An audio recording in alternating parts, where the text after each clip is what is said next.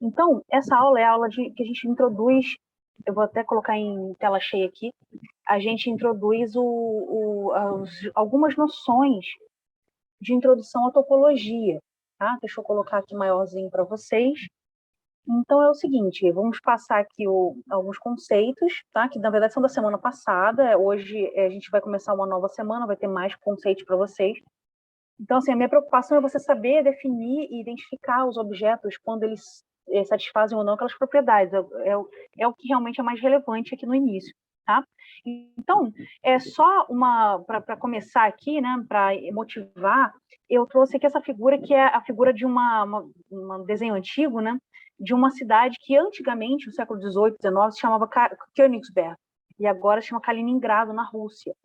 Então, essa cidade, existe uma questão com ela interessante, porque existe um problema em aberto na época, que era o problema das pontes de Königsberg. Talvez alguns de vocês já tenham ouvido falar. Então, esse problema, ele foi resolvido em 1736, se eu não me engano, eu até coloquei no próximo slide, por Euler, né? O grande Euler, que morava, ele trabalhava e morava na corte da Catarina da Rússia, e ficou sabendo desse problema e resolveu de uma maneira muito elegante. Então, qual era o problema? O problema não era uma pergunta. Né? Então, é possível você atravessar, são 7 pontes, você pode ver no esquema do desenho, são 7 pontes, então tem áreas, tem essas áreas da cidade e as 7 pontes. Então, a pergunta era, você pode atravessar todas as 7 pontes, fazer um passeio pela cidade atravessando todas as 7 pontes uma única vez? Então, tem duas questões aí que você está forçando, né? Você tem que atravessar todas as pontes e só pode ser uma vez, não pode ficar repetindo. E também não pode deixar a ponte de fora, né? Então, esse é um problema. E por que eu estou apresentando esse problema para vocês? Porque esse problema e a solução que o Euler deu gerou duas áreas, né? Essencialmente, é considerado um problema que meio que fundou duas grandes áreas da matemática. Uma que é a topologia e a outra que é a teoria de grafos. Então, como é que foi a solução de Euler? Ele modelou por um grafo, que é essa estrutura que vocês podem fazer um curso de combinatória e estudar melhor, tá? Tem uma área muito grande, tem muita coisa para fazer, para estudar, para aprender, muito legal. Mas assim, a gente não é sobre isso aqui, mas é só para você saber que em 1736 Euler fez o seguinte. Então, são essas 4 áreas da cidade, ele pegou e representou por pontos. Né? Porque não importa, a questão não importa aqui, né, para a gente, se a cidade, qual é a distância entre um ponto e outro, ou quão grandes são as áreas. Não é sobre o tempo que você vai gastar, não é nada disso. Né? É sobre se você consegue chegar de um ponto a outro dessa forma. Então, as distâncias e a geografia, o relevo, não importa mais. Tá? Por isso, não é mais um problema geométrico. Porque tanto faz se você modelar, não importa o ângulo que cada ponte faça com a outra. Tá? Então, a questão é muito maior. É sobre a relação que os pontos têm uns com os outros. As relações, né? Propriedades que a gente não vai se aprofundar, mas são propriedades muito mais fundamentais. E aí isso gerou a topologia. A gente vai ver alguns conceitos de topologia que, claro, que a solução desse problema é bem mais simples, tá, do que isso. Eu até vou falar aqui, explicar para vocês. Então, o que o Euler fez? Né? A gente vai falar sobre topologia daqui a pouco, vai começar a falar. Topologia na reta, especificamente, tá? Não é topologia geral, senão é um curso de topologia geral. Existe a área topologia geral, topologia geométrica, né? Existe um monte de coisa, topologia algébrica. A gente não vai fazer, a gente vai introduzir conceitos básicos de topologia na reta real, que é a maneira mais simples de você, é o espaço topológico talvez mais usual, tá? Por isso a gente vai precisar, você precisa entender algumas coisas importantes e básicas. Então, é o seguinte, o que o Euler fez? Ele pegou, então, cada ponto da cidade, cada área, ele representou por um ponto, e as pontes por arestas. A gente chama essas linhas, esses segmentos de reta que ligam os pontos nos grafos de arestas. E aí ele viu que, por exemplo, pode ver que nesses vértices, chamam de vértices esses pontos, a quantidade de arestas que chegam neles, chegam ou saem, tanto faz, né? A maneira como você você explica isso, você chama isso, tem nomes específicos de teoria de grafos, mas eu não vou aprofundar. É sempre um número ímpar, né? A questão é que quando você tem um ponto de partida, por exemplo, eu vou sair dessa área da cidade, qualquer uma delas, tá? Vamos pegar essa daqui sem perda de generalidade, essa da direita aqui, esse ponto da direita, onde o meu cursorzinho está. Se eu é o ponto de partida, eu vou sair, chegar e sair. Porque o número de arestas que saem, ou que chegam, enfim, que estão conectadas, eles chamam de grau do vértice, é ímpar. Tá? Tudo bem, porque ele é um ponto de saída. Então, eu vou sair, voltar nele e sair. E o ponto de chegada, pode ser qualquer um deles, vai ter que ser assim, vou chegar nele, sair dele e chegar nele, né? Para terminar nele. Então, faz sentido que os pontos de saída, de partida do problema e de chegada tenham graus ímpares. Mas os outros pontos que são de passagem, que eu só vou passar ali, não vou terminar o circuito ali, eles têm que ser de grau par, porque você tem que chegar e sair. Você não pode sair e chegar, né? Você tem que só passar por eles. Então você tem que chegar e sair, chegar e sair. Tem que ser sempre um número par. Então, pode ver que... então, qual foi a solução do Euler? Isso dá origem também na teoria de grafos à teoria dos grafos eulerianos. Então, são grafos que você pode fazer esse circuito. Esse grafo que não é euleriano, né? Porque você tem todos os vértices têm grau ímpar. Todos eles têm um número ímpar de pontes chegando ou saindo deles. Tá? Então, não dá. Então, em qualquer um deles, você só pode ter um ponto de partida e um ponto de chegada, que é onde você tem essa situação de sair, chegar e sair. Né? Agora, você não pode ter mais do que 2 vértices de grau ímpar no grafo que você quer que só passar por uma única vez em todas as pontes, tá? Em todos os vértices, em todas as arestas, no caso. Tá? Veja, não é sobre os vértices, é sobre as arestas. Então, apesar dos graus dos vértices serem uma informação importante, tá? Então, a questão aqui é isso. Então, assim, você vê que na solução é importante que você tenha outra coisa, tem outro elemento aqui que é mais relevante. Deixa eu só ligar aqui a tomada do computador, que a bateria está acabando já. Então, você só precisa de propriedades mais gerais, né, sobre a estrutura daquele problema. Então, você vê que não importou a distância, o tamanho das áreas, a distância, o tamanho das pontes, não importa. Não importa que uma conecta a outra. Tá? Então, daí surgiu essa área, então, 2 áreas, que é a topologia e a teoria de grafos. Tá? Então, a gente só vai estudar topologia aqui. Então é o seguinte, para começar a falar de topologia, a gente tem que falar de pontos interiores, a gente vai falar de aberto, tá? Então a gente tem que falar de pontos interiores e vizinhanças. Então, vamos definir, tá? Olha, vocês vão notar que essa parte tem muitas definições, tá? O curso, essa área todinha, essas últimas aulas que a gente vai ter, muita definição, tá? Mas, assim, tenta não decorar, tenta internalizar com os exemplos que a gente vai vendo, tá? Então, é o seguinte, você tem lá um conjunto não vazio, pega um conjunto não vazio, e um pontinho pertencente a esse conjunto, que ele não é vazio. Dizemos que A é um ponto interior do Azão, que é o conjunto, se existe um intervalo, tá, centrado em A, de raio epsilon, então é um intervalo da forma A, intervalo aberto da forma A menos epsilon, A mais epsilon, e a gente vai chamar esse intervalo de V epsilon de A, tá? Porque ele está centrado em A e tem um raio epsilon. O epsilon é apenas um número maior que 0, qualquer, tá? É um intervalo aberto não degenerado. Então, não degenerado porque ele é só o ponto A, tá? Então, o A interior, se existe um intervalo centrado nele, de raio epsilon, que está contido em A. Ele tem que estar totalmente contido em A, não pode ter nada fora do A, tá? Então, a gente chama eu estou chamando de V por causa da noção de vizinhança, que é um conceito um pouquinho, está logo abaixo, um pouquinho diferente, tá? A vizinhança é qualquer conjunto que contenha o A e que A seja um ponto interior dele, ou seja, o V é uma vizinhança que tem que conter um intervalo aberto centrado em A, tá? Qualquer conjunto assim é uma vizinhança. O próprio intervalo V, esse V epsilon A, ele já é uma vizinhança de A, tá? Porque ele contém o A e ele está contido nele mesmo. tá? Ele está contido, ele é um intervalo aberto, e A é um ponto interior dele, tá? Então, assim, obviamente que A é um ponto interior desse intervalo, isso que eu quero dizer. Então, V é uma vizinhança de A, tá? Qualquer conjunto em que A seja um ponto interior dele, é uma vizinhança dele, tá? Então, é uma maneira bem genérica, você fala assim, seja uma vizinhança, eu já estou usando essa expressão vizinhança há muito tempo, tá? Então, você já pode pensar no intervalo aberto, mas não precisa ser, nem toda vizinhança é um intervalo aberto, tá?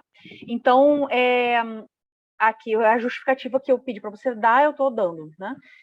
Bom, outra coisa é o interior de A, que a gente denota normalmente por A bolinha em cima, é o conjunto de todos os pontos interiores do conjunto A, tá? É claro que o conjunto dos pontos interiores de A, porque todos os pontos interiores têm que pertencer a A, tá? Então é claro que esse conjunto, que é o interior de A, ele tem que estar contido em A. Mas nem todo ponto de A tem que ser interior, tá? Então, não necessariamente você tem o A contido em A interior. Veja, o interior de um conjunto pode ser vazio. A gente vai ver exemplos assim, tá? Você pode ter um interior vazio, mas está sempre contido, tá? Agora, nem sempre o A está contido no interior. Se o A estiver contido no interior, aí você vai ter igualdade de conjuntos, né? Porque um vai estar contido no outro.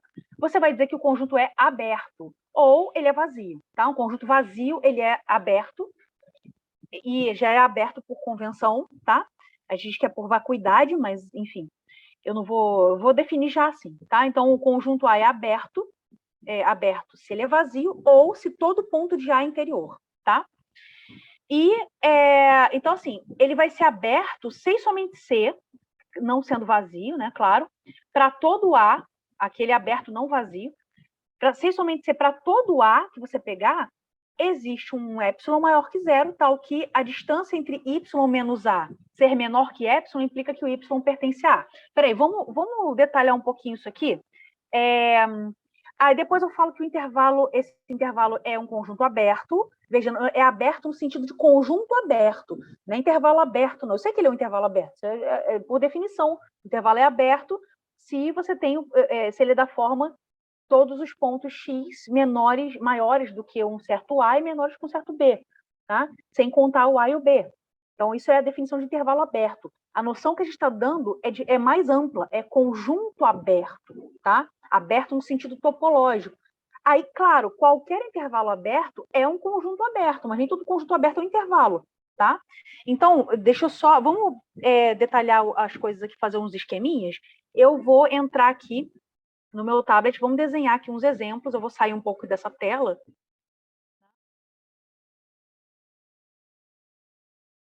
Tá? Depois, assim, eu vou colocar, obviamente, os slides para vocês vão poder olhar, né, assistir o vídeo, de vez em quando parar e olhar o que eu fiz lá, tá? Então, não tem problema não estar apresentando aqui. Então, é o seguinte, então, a gente pega lá, então, como eu disse, na reta real, você tem lá, por exemplo, um conjunto qualquer, tá? Pode ser um conjunto aleatório, e aí você, desde que não seja vazio. Tudo bem, se ele for vazio, já ele é aberto por convenção, tá? Mas, pegar um conjunto não vazio, eu tenho lá o Azinho. Então, ele é interior se isso aqui acontece. Existe alguma vizinhança, que eu já vou chamar de vizinhança, um intervalo aberto, que eu estou chamando de V epsilon de A. No livro do Marco Cabral e do Cássio Neri, eles chamam de bola aberta, tá? Porque você pode expandir esse conceito para R2, R3, tá? Então, chamam de bola, mas eu vou chamar de intervalo mesmo. Então, esse intervalo ele contém o A e ele está totalmente contido. Então, não pode acontecer isso aqui, ó. Você não pode pegar um intervalo assim, que passa o A é aqui, tá? O A, ele parou aqui, ó. O Azão, tá? O conjunto A. O ponto Azinho pertence ele é interior, ele não só pertence, tá? Então, esse intervalo que é A menos epsilon, A mais epsilon, está totalmente contido no conjunto A. Então, por exemplo, eu falei que existem conjuntos que têm interior vazio. Por exemplo, o conjunto dos números naturais. Né? O conjunto dos números naturais, ele está contido na reta real, ele é um subconjunto dos números reais, mas qualquer ponto que você pegar que é natural, ele nunca vai estar dentro do espaço que é R, nunca que esse conjunto vai ter ponto interior, tá? Então, se você pega um número N qualquer natural, agora considerando só os naturais, tá? todo intervalo que você pegar, lembra? Aí para você negar, por que ele não, nenhum ponto é interior? Eu quero mostrar que N, para qualquer N arbitrário dos naturais, N não é ponto interior do conjunto dos naturais.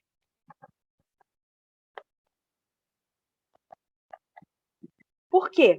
Para todo epsilon que você pega, nunca que você vai ter epsilon, o intervalo, esse V epsilon centrado em N, ele não está totalmente contido em N. Vai ter pedaços fora, né? Se você olhar aqui, ó, esse pedaço aqui no meio, os tracinhos são os números naturais. Os inteiros, você pode fazer a mesma coisa. Esse pedaço todo aqui não é natural, tá? Esse intervalo, os números que aparecem nesse intervalo são números reais arbitrários que não são naturais, tá? Então, esses caras aqui de dentro, do rosa, da parte rosa fraquinha, isso aqui não pertence a N, tá? Então, para todo epsilon que você pegar. Por quê? Porque, o que você pode dizer que isso acontece? Porque para todo epsilon, assim, para você estar totalmente contido nos naturais, você teria que garantir que todos esses números seriam naturais. E não é assim. Os naturais, eles vão andando de um em um, né? Então, não é assim que funciona. Logo, nenhum natural, isso acontece com todos, nenhum natural, nenhum inteiro, é o mesmo argumento para os números inteiros também, tá? Então, o interior de N é vazio, o interior dos inteiros é vazio, tá? O interior dos racionais também é vazio, tá? Mas eu não vou explicar isso agora, não, depois a gente vê. Mas, assim, tem muitas formas de você ver, assim, essa é a definição, tá? Eu estou usando a definição.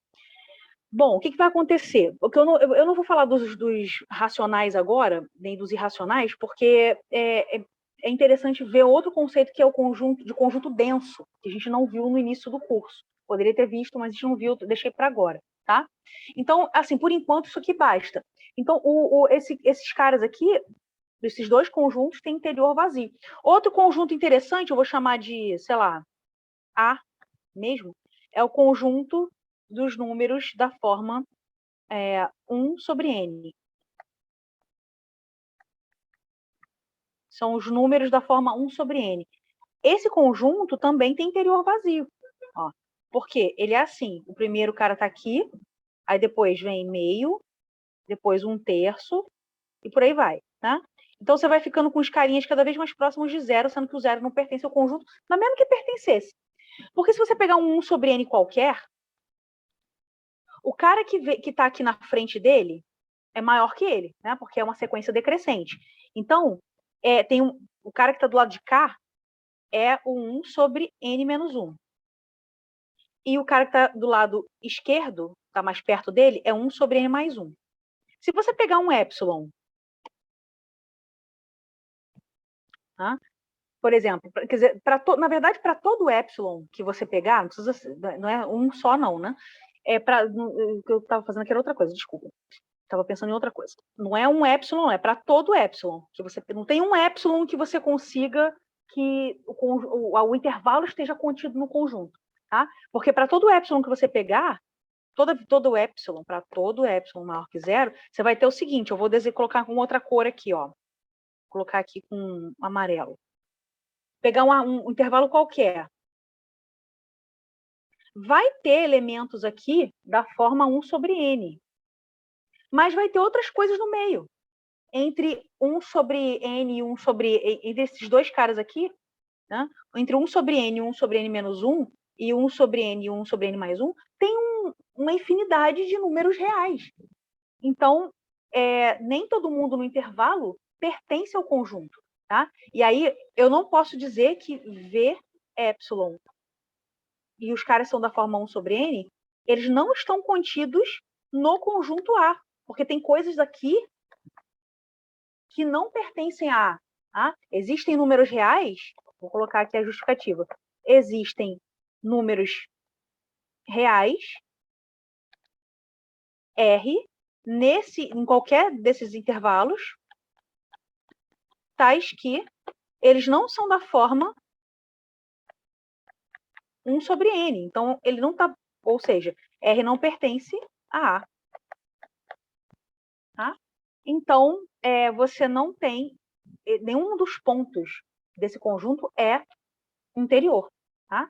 Eu afirmei, por outro lado, que o conjunto dos números da forma dos intervalos abertos, né? Se eu pegar, por outro lado. Então, por outro lado, qualquer intervalo aberto, AB, é um aberto. Todos os pontos são interiores. Aqui, o que a gente acabou de concluir dos exemplos acima, é que esse cara,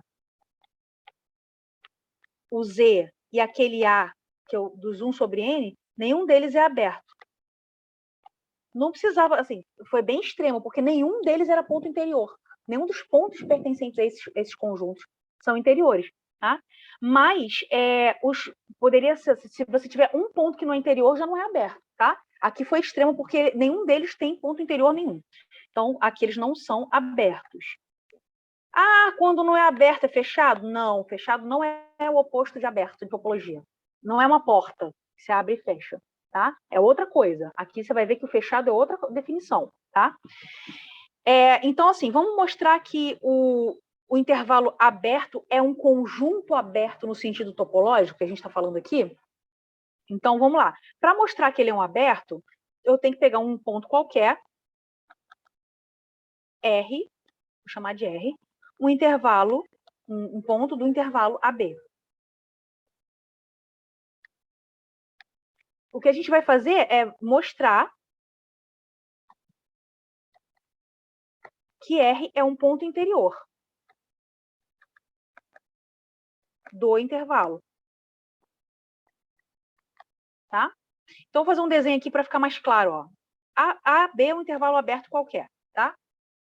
E aí o R está aqui, vamos supor, sem perda de generalidade. Ele podia estar mais perto do A ou do B, tanto faz. Podia estar no meio, não importa. Tá? Bom, ele não pode ser A nem B, porque o A e o B não pertencem ao intervalo. Né? Então, ele é menor do que B e maior do que A. Tá? Isso é um fato. Eu sei que ele é estritamente maior que A e menor que B. Bom, por que ele é interior? Se você pegar a distância, já que ele é menor do que B, tem uma distânciazinha, que eu vou chamar de ε1, entre R e B, tá? Então, seja ε1 a distância, então vai ser módulo de B menos R. Na verdade, eu posso até colocar como B menos R, porque eu sei que o B é maior que o R, tá? E também eu vou considerar a distância, essa outra distância aqui, entre R e A. Vou chamar de ε2, tá?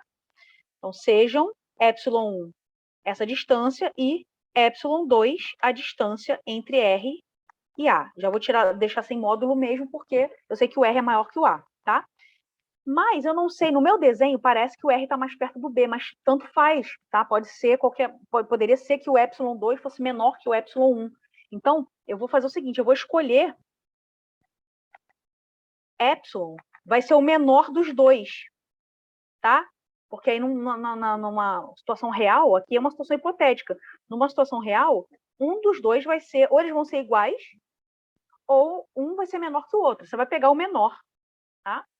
E aí, para você garantir que você tem um intervalo bonitinho lá contido no... Eu vou pegar um outro intervalo menor ainda, tá? Eu vou pegar epsilon, vou chamar esse cara aqui de ε0, o menor entre os dois. Então, agora considere ε0 sobre 2. Então, vai ser o seguinte, ó, no meu desenho o ε1 está menor. Agora você pega e divide o ε1, esse ε1 vai ser o ε0. Divide por 2, então vai ser um intervalo assim, ó. Tá? Esse intervalinho, deixa eu colocar com uma cor diferente.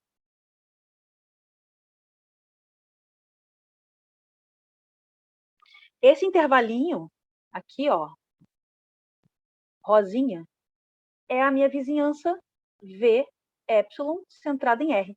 Está totalmente contida no conjunto A. Esse conjunto aqui é o conjunto, esse intervalo, né? AB. Tá? Então, ele está contido lá. Por quê? Porque o raio dele é bem menor. Eu exagerei, não precisa ser epsilon sobre 2, tá? Qualquer epsilon menor do que aquele ε0 serviria. Então, eu vou colocar aqui temos que a vizinhança, eu vou chamar de V epsilon R, que é o intervalo é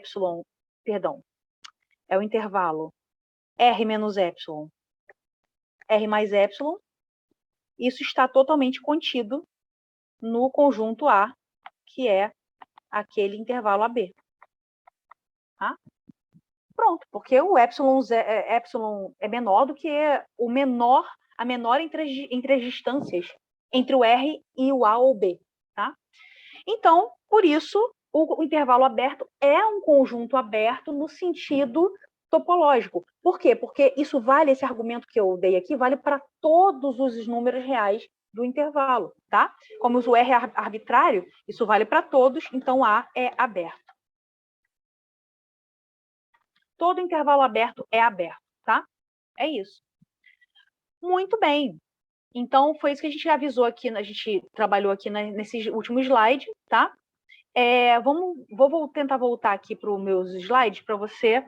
Eu deixei isso, tinha deixado isso como exercício no slide, mas eu fiz aqui, tá? Então, tem mais exemplos aqui, eu já vou mostrar para vocês. O conjunto, então, nem toda vizinhança de um aberto é aberto, tá? Nem toda vizinhança é um aberto, perdão. Então, quando eu já falo de vizinhança, por exemplo, se eu pegar esse conjunto aqui, ó, pegar esse conjunto aqui, vou chamar de A. Eu coloco aqui no slide esse exemplo. Ele pode até conter um aberto, mas ele não é. Então, o intervalo aberto unido, menos 1, 1, unido com ponto 2. Ó. Aí o ponto 2 está aqui, sozinho. Esse conjunto, ele é uma vizinhança de zero, por exemplo. Ele é uma vizinhança de zero porque ele contém pelo menos um intervalo aberto que contém zero. Tá? O próprio menos 1, 1 já é um intervalo aberto. Podia ser alguma coisa, podia ser um intervalo fechado que contém um intervalo aberto. Tá? Então, mas ele é uma vizinhança, mas ele não é um aberto, porque tem esse intervalo aberto aqui, mas tem esse 2 solto. Esse ponto sozinho faz com que... Esse ponto não é interior, tá? O 2 não é interior. Tá? Porque para ser interior, teria que existir algum intervalo que tivesse centrado nele, tivesse totalmente contido no conjunto. Tá? E se você pegar, por exemplo, para todo intervalo que você pegar aqui, vai ter todo intervalo. Vai ter esses pedacinhos aqui que estão fora do conjunto, tá? As partes que eu pintei de vermelho. Então, isso não é um ponto interior, certo? Bom, então, como eu falei aqui no slide, daqui a pouco eu mostro para vocês, os intervalos abertos eu acabei de provar que são abertos. Nem toda a vizinhança de um aberto é um aberto, tá? Então, você pode ter abertos, inclusive, lá dentro, mas não vai ter que ter, para você ter o conjunto ser chamado de vizinhança, mas ele não é necessariamente um aberto, pode ser ou não, tá? O conjunto dos 1 sobre n eu provei aqui que não é aberto. O intervalo fechado não é tudo bem, o intervalo fechado não é um intervalo aberto, mas ele poderia ser um aberto, tá? Também, não é. Se você pegar um intervalo fechado qualquer AB, isso não é um aberto. Ele contém um aberto, porque ele contém vários abertos, ele contém o intervalo aberto AB. Mas ele não é um aberto, no sentido topológico, por quê? Porque o A e B não são pontos interiores. A gente chama esses caras de pontos de fronteira. Tá? Por quê? Se você pegar, por exemplo, o A, sem perda de generalidade, podia ser o B também, mesmo raciocínio. Todo intervalo centrado nele vai ter um pedaço que cai fora do intervalo. Tá? O intervalo AB é esse aqui, é esse pintado aqui de branco. Ó. Todo epsilon que eu pegar vai ter um pedacinho fora. Ó.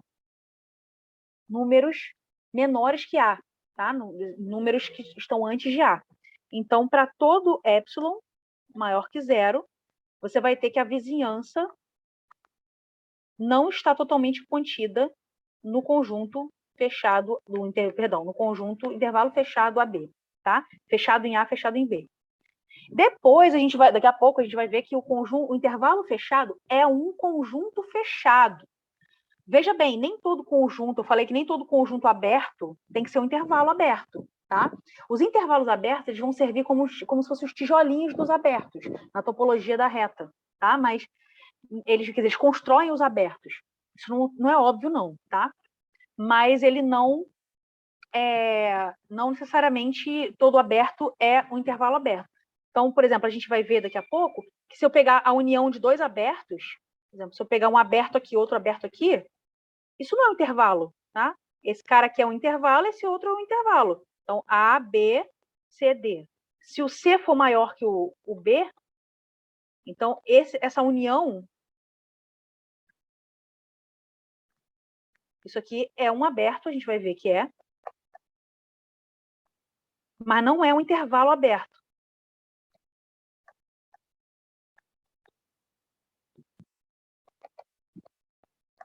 Então, nem todo aberto tem que ser da forma intervalo aberto, mas todo intervalo aberto é um aberto, tá? Então, aberto é um conceito mais geral. Muito bem. Aqui, o próximo slide fala isso, tá? Fala disso. Então, muito importante, muito importante. Eu já tinha falado que o vazio era um aberto por convenção, né? Por definição. Eu estou colocando aqui também que o R é aberto. O conjunto dos números reais é um aberto. Por quê? Com certeza, para todo R que você pegar, R é um ponto interior. Tá lá, pertence ao interior de R. Então, o interior de R é R mesmo, é o próprio R. Por quê? Porque sempre vai, na verdade, vai servir para todos os épsilons, né? Se você pegar uma vizinhança qualquer intervalo desse aqui, perdão, é R. Qualquer intervalo, bastaria você pegar um épsilon, tá? Mas serve para todos. É claro que isso aqui está contido em R, trivialmente, tá? Porque está tudo na reta, o R, então o espaço topológico sempre é um aberto. Daqui a pouco eu vou dizer o que é um espaço topológico, tá? Então, o vazio e R são abertos. Primeira coisa importante.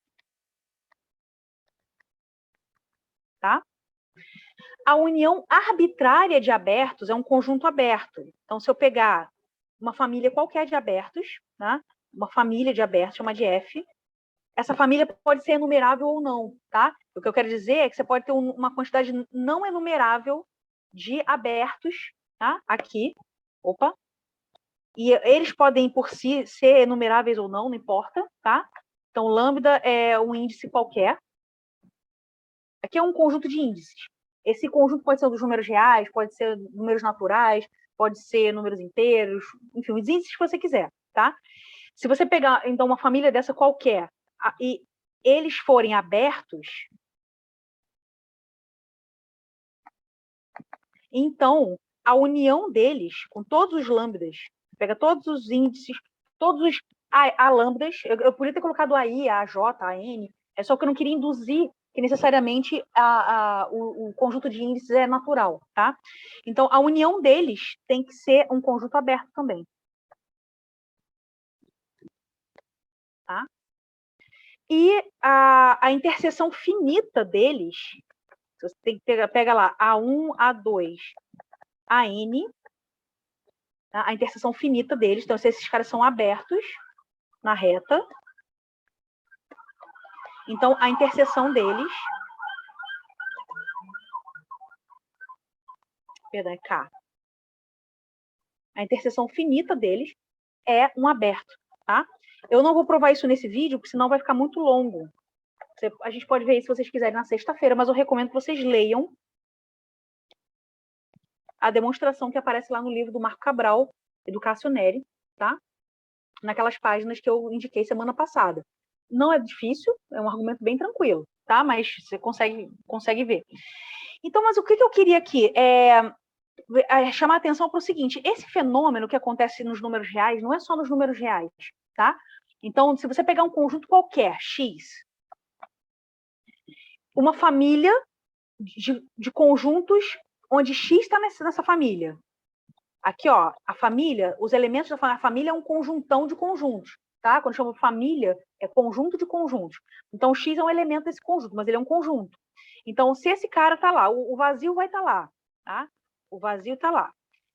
E se todos os conjuntos que pertencerem a essa família satisfizerem esses três requisitos, quer dizer, o teu vazio lá e o X lá, como já estão aqui, né? Eu estou escrevendo que eles estão na família.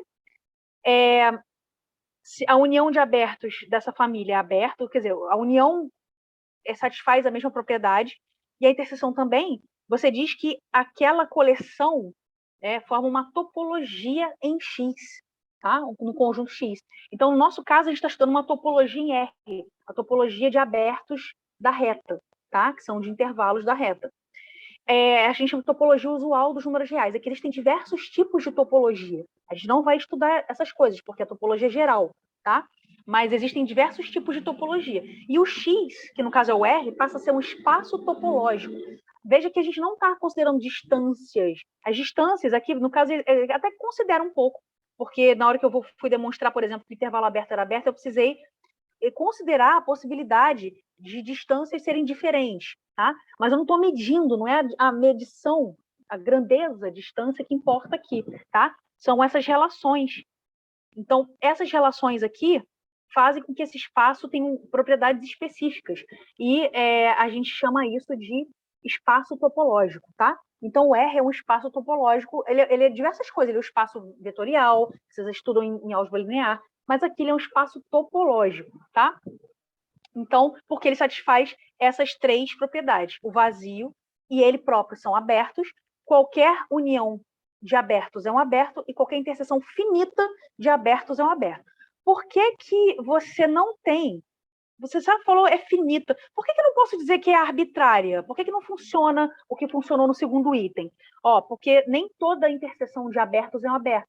Por exemplo, se eu pegar abertos assim, então, deixa eu escrever isso que eu falei, né? Nem toda interseção arbitrária de abertos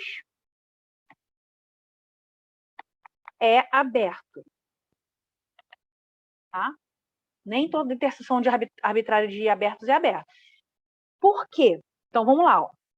Se eu pegar, por exemplo, vou pegar conjuntos assim, conjuntos da forma menos 1 sobre n. Eu vou chamar esses caras de AN, são abertos, intervalos da forma, então, menos 1 sobre n, 1 sobre n. Esses caras, eles são assim, eles estão em torno do zero, e eles são, então, menos 1 sobre n, 1 sobre n. Como a sequência 1 sobre n tende a zero, então você sabe que eles vão ficando, quando o n vai crescendo, eles vão ficando cada vez menorzinhos. E eles estão um contido no outro. Então, eles formam uma sequência de intervalos encaixados, só que eles são abertos, tá? Então, veja bem, o que vai ser a interseção de todos esses caras? Qual é a única coisa que você sabe que pertence a todos eles? Que eles vão diminuindo a cada n. Isso continua para sempre. Então, a interseção, veja, não é interseção finita, é uma interseção infinita. Se eu pegar n de 1 até mais infinito, então a interseção de todos esses caras só vai dar um ponto que é o zero. Tá? E esse conjunto zero, o cara zero sozinho não é. O conjunto que só tem um ponto no R, na reta real, isso não é um aberto. Você concorda? O cara tá reto, em toda a sua magnitude, sua majestade, tá lá. E tá o zero sozinho lá. Qualquer intervalo que você pegar, vai ter coisas que não são zero. Porque o conjunto que eu estou considerando é o zero. Tá? Então, esse é o meu conjunto azão. Tá? Então, qualquer intervalo vai ter coisas fora. Porque esse conjunto só tem o zero. Tá? Então, qualquer intervalo aberto em torno dele, não degenerado, vai ser, não vai estar contido no conjunto A, que é, no caso, o conjunto unitário. Serve para todo conjunto unitário, não só, tá? Não só o zero, tá bom? Por isso, veja, a interseção arbitrária de abertos não é necessariamente um conjunto aberto, tá? Muito bem. Tudo bem?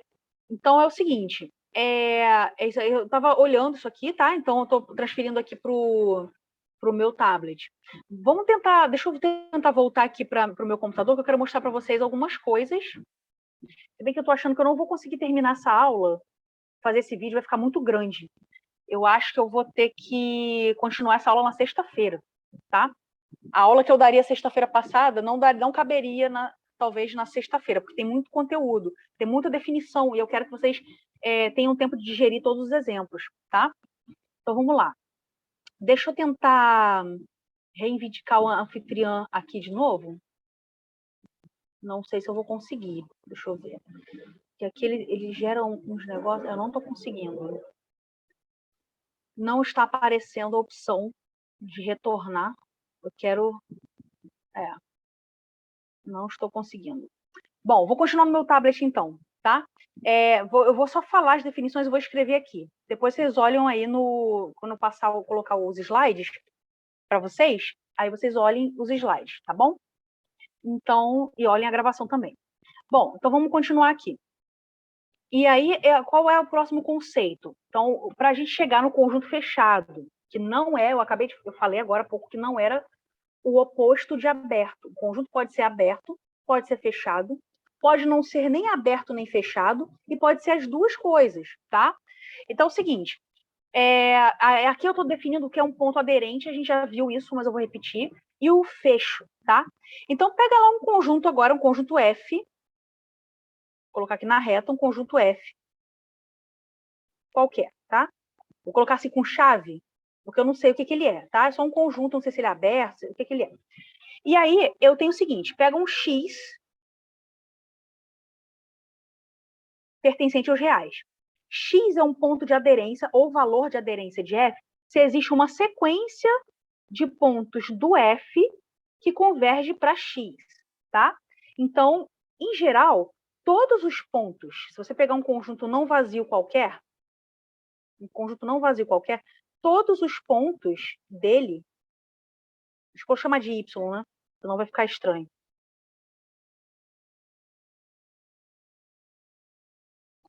Aí eu imagino que o Y que satisfaz alguma propriedade, é Y, né? Então, e aqui o Y, isso aqui está contido em R, tá? Sempre. Nosso espaço topológico, ele é o nosso universo, é o nosso conjunto universo. Então, se você pegar os pontos de F, todos eles são pontos de aderência dele próprio, do próprio F, tá? O Y aqui, ele é aderente, ou é ponto de aderência, é aderente a F. Por quê? Porque você pode considerar a sequência YN constante igual a Y. Isso converge para Y. Então, todos os pontos, quando o conjunto não é vazio, todos os pontos são pontos de aderência, tá? Se você pegar o X fora do conjunto e ele for de aderência, então ele é de acumulação, tá? Ele é de acumulação. Bom, então é o seguinte, a reunião daqui a pouco vai acabar, eu vou ter que começar outra gravação, tá? Bom, vocês fiquem prestando atenção, óbvio, eu vou tentar prestar atenção porque eu estou gravando, né? E aí vocês vão para outra parte da gravação. Então é o seguinte, todo ponto do conjunto é aderente. Se o cara é aderente, ele é limite de uma sequência do conjunto, mas não está no conjunto, a gente vai chamar isso de ponto de acumulação, tá? Então daqui a pouco a gente vai ver a definição. Bom, mas vamos continuar só com os pontos aderentes. Você pode ter que o X pertence ou não a F, tá? E aí, é claro que, bom, a gente vai dar um nome especial também, o conjunto dos pontos de aderência, ou seja, que são limites de sequências morando em F. As sequências moram em F, tá? Então, o conjunto de pontos de aderência de F, a gente vai denotar, a gente chama assim, tá? Conjunto dos pontos de aderência. Então, ele é denotado, quer dizer, tem um nome especial, mas eu ainda não falei. É denotado por F barra, tá? E aí ele tem um nome especial, que é o fecho do conjunto. Ele é chamado de fecho de F, tá? Então, o nome dele especial é fecho, e ele é o conjunto dos pontos de aderência, ele é denotado por F barra, quase todo livro denota ele assim, tá? Então, é claro que todos os pontos de aderência, todos os pontos de F são pontos de aderência. Todo cara daqui pertence ao F barra, tá? Então, todos os pontos de F são de aderência, mas nem todo ponto de aderência é de F, tá? Por exemplo, o exemplo clássico, de novo aquele conjunto dos números da forma 1 sobre n. O zero não pertence a esse conjunto, mas zero é o limite da sequência 1 sobre n. E de todas as subsequências que você pegar aqui, tá? Então, ele é limite, basta que ele seja limite de alguma sequência, não precisa ser limite de todo mundo, não, tá? Então, o limite disso, de 1 sobre N, você pegar, isso vai ser 0. Esse cara não pertence ao conjunto A. Ele é um ponto de aderência, tá? Então, ele é mais que um ponto de aderência, ele é um ponto de acumulação, tá? Então, é porque ele não pertence ao conjunto A. A gente vai ver daqui a pouco. Então, é o seguinte, veja bem, aqui, o A, o que seria o fecho de A, então? Vai ser o próprio A, sempre é o A unido com mais alguma coisa, tá?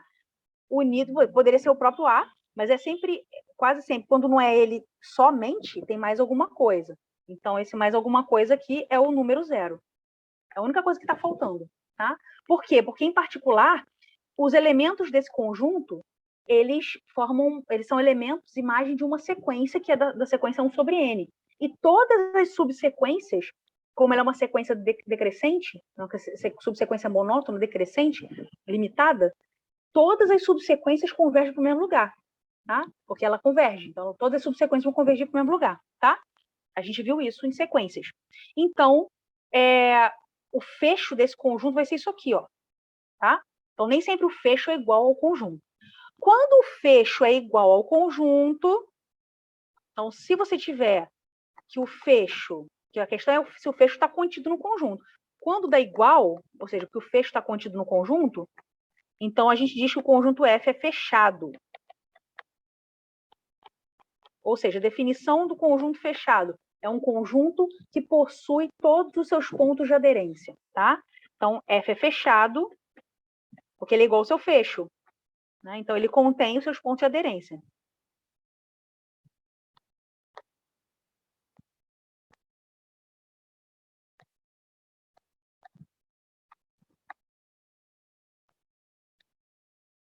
Tá? Ele é fechado se ele contém seus pontos de aderência, tá bom? Muito bem, dei o exemplo do conjunto. Então, por exemplo, um conjunto fechado, que é fechado óbvio, R. O próprio espaço topológico sempre é um fechado também, tá? Ele contém todo mundo. Então, ele contém todos os subconjuntos vão formar os abertos. Quer dizer, todos os subconjuntos não. Os abertos são subconjuntos dele. E os fechados também, tá? Então, em particular, toda sequência... Por que ele é um fechado? Porque ele contém todos os pontos, em particular, todos os seus pontos de aderência. Então, qualquer sequência que você pegar aqui que converge, vai convergir para um ponto que é um número real, não vai convergir para um número complexo, tá? Vai convergir para um número real. Então, ele contém os seus pontos de aderência, tá? Então, o R também é fechado. O R é fechado. Bom, então, voltamos aqui. Eu estou compartilhando de novo a tela do meu computador com essa... Deixa eu aumentar aqui o tamanho.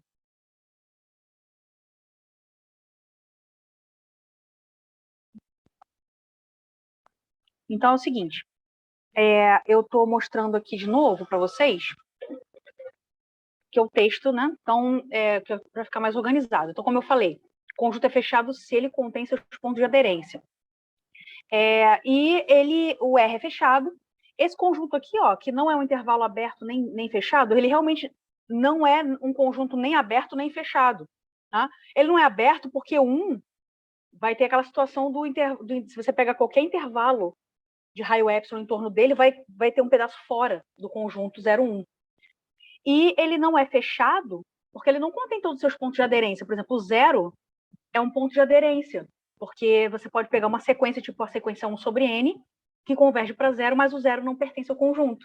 Você tem que achar uma sequência do conjunto que converge, e o limite dessa sequência tem que pertencer ao conjunto, tá? Então, o 0 não está lá, então ele não é aberto nem fechado.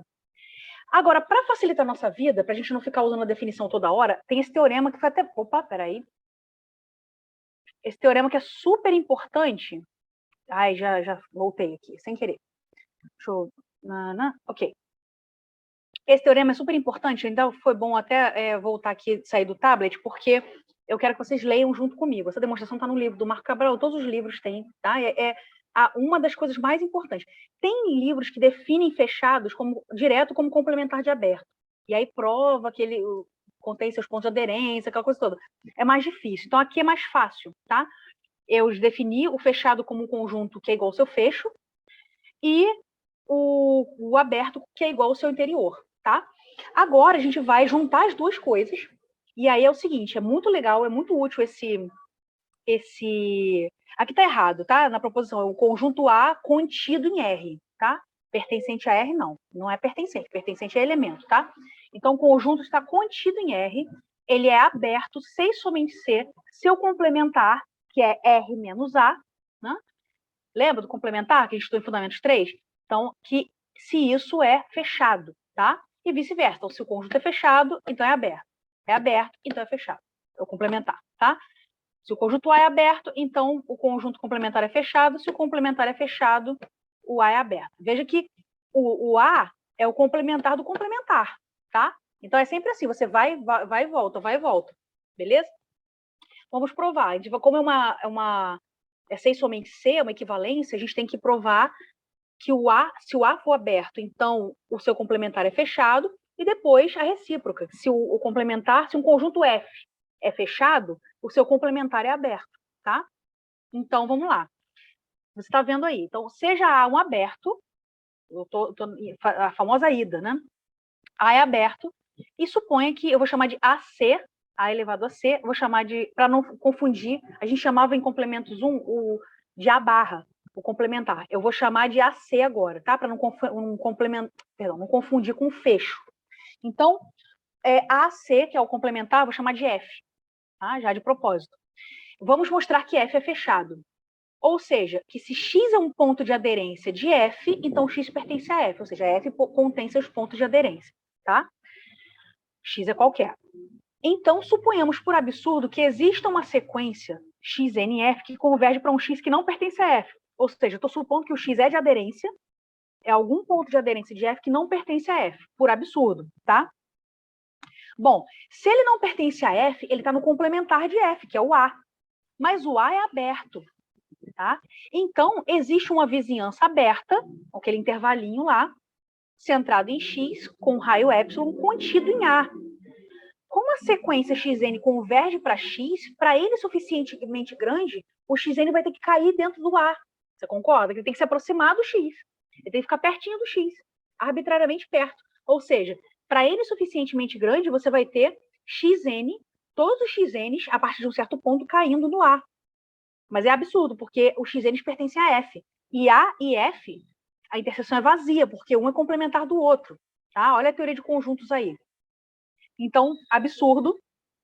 Ou seja, o que eu tinha suposto era que o X não pertencia a F, o que é falso. Então, o F é fechado. Tá? Agora, a recíproca. Reciprocamente, suponha que você tem um conjunto fechado F, e eu vou provar que o A, que é o complementar dele, está implícito, tá? No texto, vou provar que esse A, que é complementar dele, é aberto. De novo, por absurdo. Suponha por absurdo que ele não seja aberto. Então, existe algum ponto X pertencente a A que não é interior, porque é isso que é ser aberto, todos os pontos são interiores.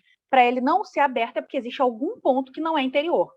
Ou seja, para ele não ser interior, como é que é um ponto interior? Que existe um epsilon, olha a sequência do existe, existe, existe, agora eu estou negando, para todo não acontece aquilo, para todo não...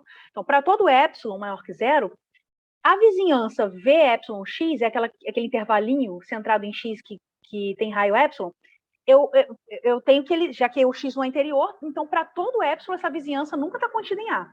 Tá? Mas aí, então, bom, já que isso serve para todos, se eu pegar epsilon da forma 1 sobre n, olha, o sobre n é o nosso coringa, né? Encontramos xn no intervalo que não pertence a A.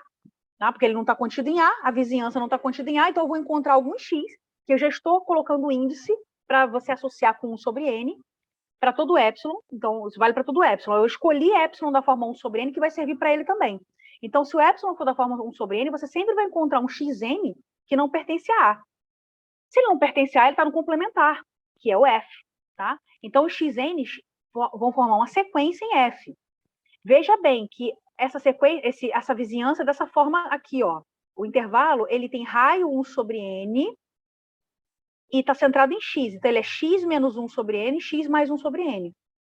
Veja que a sequência xn que eu encontrei, que está associada a esse epsilon específico, ela tem que convergir para x, porque o 1 sobre n converge para zero. Tá? Então, o x é ponto de aderência de f. Só que, veja bem, eu peguei esse X lá no A, tá? O X, ele é ponto de aderência de F, mas o F é fechado. Então, o X tem que pertencer a F, porque o F é fechado. Ele contém seus pontos de aderência. Mas eu tinha tomado o X em A. Absurdo, porque se um é complementar do outro, a interseção é vazia, tá? Então, absurdo, deu errado, é porque a minha hipótese lá no início estava errada. Tá? Então, eu tinha dito que o X não era ponto interior. Falso. Se eu peguei um X arbitrário, concluí que ele tem que ser ponto interior, então A é aberto. Então, você já pode usar isso ao torto e à direito. Um é complementar do outro. Então, se você sabe que um é aberto, o outro é fechado e vice-versa. Ó, a gente sabe, desde lá do início da aula, que o vazio e o R são abertos. Só que vazio e R são complementares um do outro. O que é R menos R? É vazio. O que é R menos vazio? É R. Né? Então, perdão. O que é o vazio, o complementar do vazio? Né? É o R menos o vazio, é o R. Tá? O que é o complementar do R? Vai ser R menos vazio, que é o R. Né? Perdão, fiz besteira, né? O que é o complementar do R?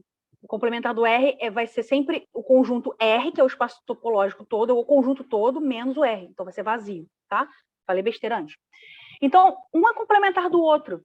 Como ambos são abertos, ambos também serão fechados. Olha só, com o R ser fechado, isso não é surpresa, que a gente já tinha acabado de falar que o R era fechado. Mas eu acabei de concluir que o vazio também é fechado, apesar de ser vazio, não tem nada lá, tá? Então, esses dois conjuntos são as duas coisas. Eles são abertos e fechados. Por isso que eu falei para você que aberto não é o oposto de fechado, e vice-versa, tá? Não são opostos. Eles são complementares no sentido de teoria de conjuntos, tá? Qualquer intervalo fechado é fechado. Vou deixar para você fazer como exercício. Se você não conseguir fazer, a gente faz na sexta-feira. O conjunto dos inteiros Z é fechado, pela mesma razão do N, que a gente não chegou a mostrar, né? A gente ia mostrar. Eu vou deixar para fazer sexta-feira isso, tá? Senão esse vídeo vai ficar muito grande. Eu tenho certeza que vocês vão assistir até o final. Mas o que não é fechado? Né? Por que o que não é fechado? Também vou falar melhor na sexta-feira, mas na nossa aula. Mas a razão pela qual ele não é fechado é que você encontra sequências de números racionais, que convergem para números irracionais, tá? Então, sempre existem sequências de racionais que convergem para irracionais. Todo irracional, na verdade, existe uma sequência de racionais que converge para ele. Isso é um resultado importante de teoria de análise, tá? A gente não viu em detalhes isso, a gente pode ver na sexta-feira. Então, tem como provar isso. E aí, por isso, você não tem... Então, os números irracionais não são racionais, tá? Mas eles são limites de sequências de racionais. Então, o Q não contém todos os seus pontos de aderência, tá? Bom, o conjunto...